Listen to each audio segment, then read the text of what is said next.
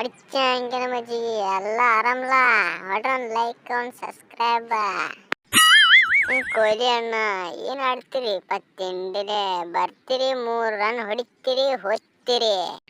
ನಮ್ಮ ರೋಹಿತನ ಅಂದ್ರೆ ತಿಂಡಿಲೆಪ್ಪ 10 ರನ್ ಹೊಡೆದೋಗ್ಯಾನ ಬರೀ 10 ರನ್. ನಮ್ಮ ರಾಹುಲ್ಗಂತೂ ಒಂದು ಲೈಕ್ ಒಂದು ಸಬ್ಸ್ಕ್ರೈಬ್ ಮಾಡ್ರಿ. ತಿಂಡಿಲೆ ಆಡ್ಯಾನ್ರಿ ನಮ್ಮ ರಾಹುಲ್. ತಿಂಡಿಲೆ ಅಂದ್ರೆ ತಿಂಡಿಲೆ ರೀ.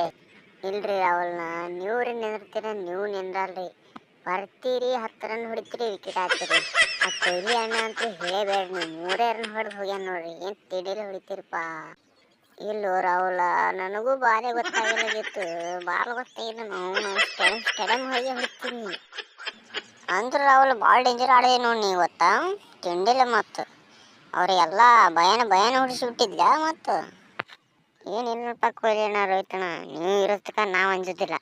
ನೀವು ಅದಿರೇನು ಧೈರ್ಯ ಆಡ್ತೇವೆ ನಾವು ತಿಂಡಿಲೆ.